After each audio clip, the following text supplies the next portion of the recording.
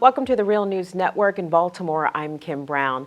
Well, if you think that you've had a bad 2016, it has been a tough year politically for the Democratic Party. Unable to gain a majority in either chamber of Congress and seemingly facing an electoral college defeat for the White House on the horizon, the DNC finds itself in disarray, leaderless, and with a muddled agenda. So enter Congressman Keith Ellison. He is looking to be the frontrunner to head the DNC. But should he win, will he be able to pull the party away from the middle and more towards the left? And joining us to discuss this, we're joined with James Early. James is the former Director of Culture and Heritage Policy for the Folk Programs at the Smithsonian Institution. He's also a board member at the Institute for Policy Studies, and he's also a board member here at the Real News Network. He's joining us today from Washington, D.C. James, thanks for being here. Thank you.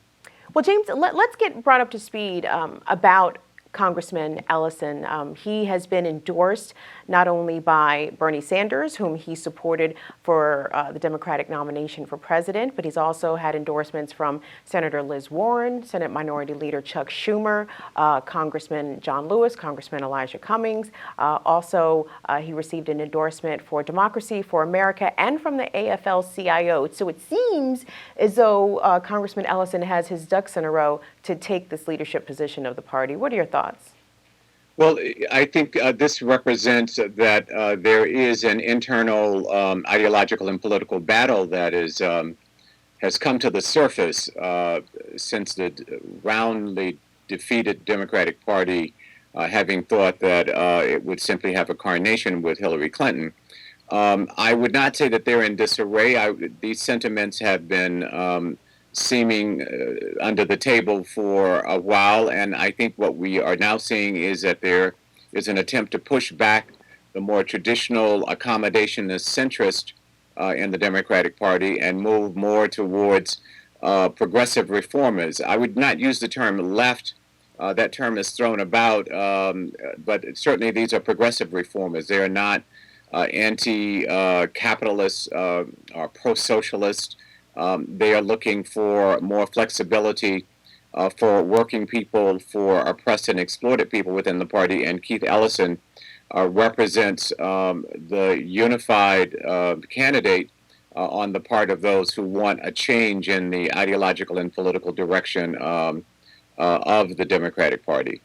Well, I have to maybe disagree with you a little bit there, Mr. Early, because it does appear that the Democrats are in disarray, especially as we look forward from July of this year, because there was a very contentious Democratic presidential campaign, which really magnified this fissure between the centrists who supported Hillary Clinton and the more progressive arms of the party who were supporting independent Senator Bernie Sanders. And also, I mean, this led to the forcible resignation of the DNC head at the time, the chairwoman, Florida Congresswoman Debbie Wasserman Schultz. I mean, Debbie Wasserman Schultz sort of got put out of the party, at least the leadership arm, kicking and screaming. She didn't want to step down, but she was forced to do so, or strongly encouraged to do so, because of the disagreements that were happening internally within the party.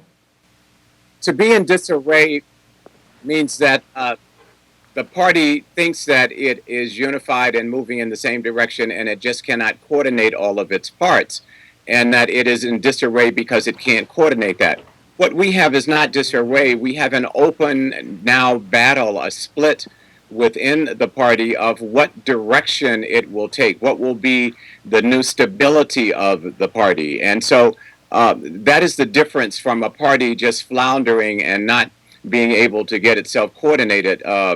As right now, this is a insurgent movement on the part of a more progressive reform set of people within the Democratic Party.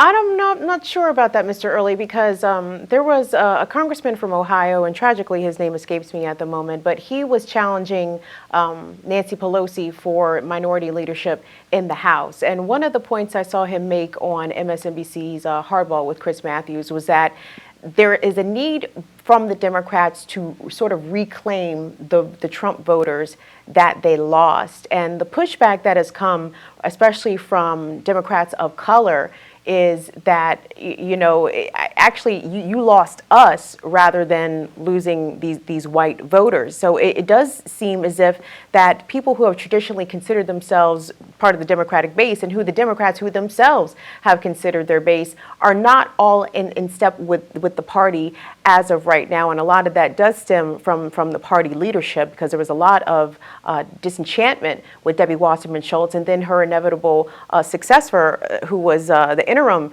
DNC chair of Donna Brazile. But let's talk about where the party tries to gain progress, so to speak, because we don't have a majority in the House, don't have a majority in the Senate. Donald Trump seems to be poised to assume the White House, barring something completely unforeseen and unprecedented happening. So how do the Democrats move forward? I mean, because it has to go beyond Keith Ellison or whoever will be tapped to be the head of the DNC.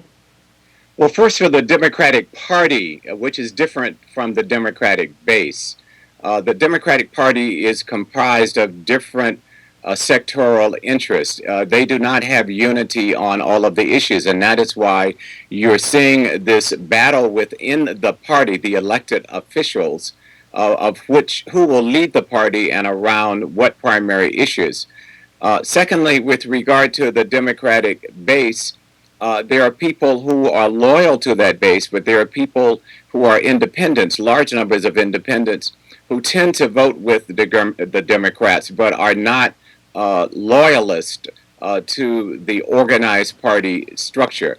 So what we see emerging now with Ellison as being an ally of Bernie Sanders, and the message that Bernie Sanders brought. This is really not about the individual personalities of Sanders or Pelosi or whom have you. It is about the analysis of the correlation of interest that is being made, and how that will be instrumentalized in representative democracy. And what Bernie Sanders has called for, and what Keith Ellison is supporting, is not a simple representative democracy and where people vote for candidates and then wait to see what happens, but calling for a permanent revolution that is an active, ongoing participation of citizens in the decision-making process. And Keith Ellison has emerged as the steward who would champion that kind of orientation in the party and try to build unity with those traditional sectors who have simply been representatives and have become a kind of political elite who wanted to bring forth the coronation of Hillary Clinton. And as you mentioned that Keith Ellison or I mentioned it, that he is the co-chair of the Congressional Progressive Caucus, and a lot of people who are progressives themselves have had a bit of issue with the Progressive Caucus, because they don't seem to be doing much or initiating much policy, or standing firm on some of those issues that you mentioned that Bernie Sanders brought up during his presidential candidacy. I mean, for example, the Progressive Caucus, at one point during the debate for Obamacare, whether or not to pass it, said that they wouldn't vote for it if it didn't involve a single-payer option. Well, Obamacare didn't involve a single-payer option, and the Progressive Caucus voted for it regardless. So, I mean, the kind of issues that the Democrats need to be firm on and need to do to unify their base, as opposed to, as you said, party loyalists, what do those issues include? Because there's a lot of disappointment with the Obama administration on the front of climate change, when it comes to civil rights in some issues, especially along illegal immigration, or the deporting of over 2.5 million undocumented people. So how can the Democrats firm up on issues where a lot of people assume that they are strong, but they appear to have some weakness? Well, what we have seen is sector-specific issues does not comprise a coherent political operation. It brings together a group of people on the same side of the line who share some individual interests, but who do not share a coherent, progressive political outlook. And what Bernie Sanders brought to the table, that now Ellison has endorsed from the outset, is a firmer ideological orientation that would bind those issues together. And that is social democracy. Social democracy is an outlook of consistent reform that attempts to harmonize, to lower the tension between the exploitation of this economic system against its citizens and to build up the social welfare dimension of that system. And so it's not a matter of bringing in new issues. The issues are there: climate change, LGBTQT issues, anti-racist issues, economic equity issues, gender issues, climate change, and the like.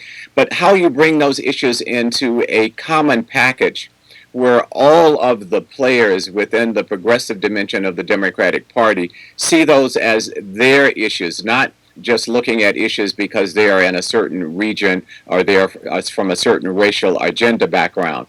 But that is still limited because the progressive caucus has been limited is in the international arena. And this is where both the Bernie Sanders campaign, of which Ellison was one of the first to step forth and to support Bernie Sanders, has been weak on the international issues.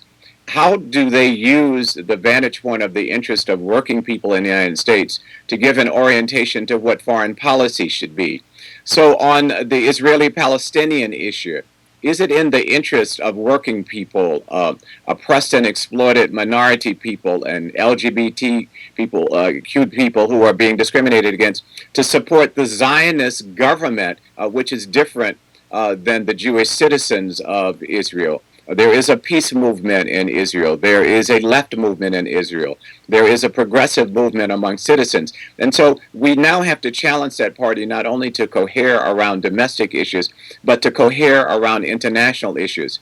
What will be their position regarding the poorest country in this hemisphere, which has been punished since the early 1800s when it defeated France, and France and the United States have published the country of Haiti? Will foreign policy be a cross sectoral issue within among the representatives of the Democratic Party? What will be their position on drones of the Obama administration, which has brought forth this dehumanized killing of people around the world without a full legal authority? Will they come together and have a common vantage point? So these are the orientation points on some of the standing issues, and these are additional issues in the international arena, that if the Democratic Party is going to be a new party, not just try to win back the White House for the same old kinds of representative politics where they say one thing and then feed the hands of Wall Street. This is the critical question before the Democratic Party and before the potential voting base for that party. And one of the controversial issues that has been surrounding Keith Ellison's bid to lead the DNC was supposedly his anti-Semitic stance against Israel and against the Jewish people. Keith Ellison has come out and said on a handful of occasions that he certainly does not hold anti-Semitic views. He actually had to clarify his relationship with the leader of the Nation of Islam, Louis Farrakhan, where Congressman Ellison said that he was involved with the Nation of Islam for a period of about a year and a half in the lead up to the Million Man March in 1996. And at the time, he was unaware of Minister Farrakhan's opinions about the Jewish people. But since then, Congressman Ellison has come out and disavowed the boycott, divest, sanctions movement, the BDS movement, against Israel and their policy of effective apartheid against the Palestinian people in occupied territories. So, you know, James, when people are looking at Keith Ellison, especially so-called, you know, the leftists or the real progressives of the Democratic base, they may look at his approach towards Israel specifically and think that it's problematic and that it just represents the old relationships, the old, takes on these sort of issues, especially when it comes to Israel-Palestine. What are your thoughts about that? Well, I think this is going to be a huge problem in developing a consistent progressive politic. First of all, this is not about all Jews or all Israelis. It is about the governance perspective of Israel, which oppresses and exploits Palestinians, and which even the African National Congress had called it apartheid, saying that they never experienced something so devastating as they see about how the Palestinians are treated by the governance structure of the country of Israel. What Keith Ellison and other progressives should be doing is aligning themselves with progressive, anti-war, peacemaking, justice-oriented Palestinians and Jews who are citizens of Israel, and not supporting the largest U.S. aid packet for this horrendous exploitation, this inhumanity that goes on against the Palestinian people. And that a consistent progressive view within the Democratic Party has got to resist this absolutism that any critique of the policies of the government of Israel is seen as anti-Semitic. That is simply irrational, absurd, and unacceptable. And that if we are going to really advance democracy, then we have to take on these narrow perspectives that have hindered the freedom in the particular case of the Palestinian people, but has also hindered the peace movement of Jews who are citizens of Israel and of the progressive reform groups among the citizens of Israel. So this is going to be one of the test cases, and we have to break with this liberal hypocrisy. Barack Obama threw his minister, Reverend Wright, under the bus, disavowing him. But yet we're asked by Barack Obama and Hillary Clinton to respect the position of the presidency and give Donald Trump a chance. This contradictory view of not holding the president-elect and these right-wingers to the same standard that we now want to hold Ellison to is unacceptable. And it's in the interest and it's the obligation of the voting citizens to come forth and push forward what should be the perspective and not be on the sidelines simply observing the theater that goes on among political representatives. So I would call on voters to step forward and to say to Keith Ellison that there is another way to go about this. We cannot stop the democratic free press voice of U.S. citizens who want to criticize the policies of the U.S. of the Israeli government and uphold that kind of inhumanity that the U.S. government is supporting with the largest foreign aid package to any country. Mm. Well, it seems as though Congressman Ellison has a ever-shrinking field of opponents, those who are challenging him to be the chair of the Democratic National Committee. We heard that former governor of New Hampshire, Howard Dean, was potentially throwing his hat in the ring. I think he has since backed out. Also, there was murmurs of former governor of Michigan, Jennifer Granholm, entering the fray. But for certain, he will be facing Ray Buckley, who is the party chair of the New Hampshire Democratic Party, and he will also be facing Jamie Harrison, who is chairperson of the South Carolina Democratic Party. Also, rumors that Labor Secretary Tom Perez may enter this race as well, but Democrats will be making the decision as to who will lead the DNC in February. So we will be looking forward to that. Any predictions, James? Do you want to offer up any? I don't have any predictions of how. I'm certainly hopeful that Ellison will be successful, but some of the names that you mentioned, like Howard Dean and others, they represent a traditional status quo elite within the Democratic Party who has been in the pocket of Wall Street, and they talk to the voters about liberal reforms, and then they turn right around and do the same thing. And so that one of the tests, even if Ellison wins this position, is to see how some of those other people who are vying for the position, are they actually now going to step forward earnestly and support a new direction. And so therein, I think we're going to continue to see some fracture lines, again, I would not say disarray, some fracture lines within the Democratic Party. And from the vantage point of the active voting citizenry, in the context of the permanent revolution that is an active voting citizenry that Bernie Sanders has called for, we have to push to make sure that those traditional elite Democrats step forward and fully support the new direction and not just cover themselves by the general term Democratic Party. We've been speaking with James Early. James is the former director of cultural heritage policy for the folk programs at the Smithsonian Institute. He's also a member of the Institute for Policy Studies and also a board member here at The Real News. James, we appreciate you joining us. Thank you. Thank you. Thanks for watching The Real News Network.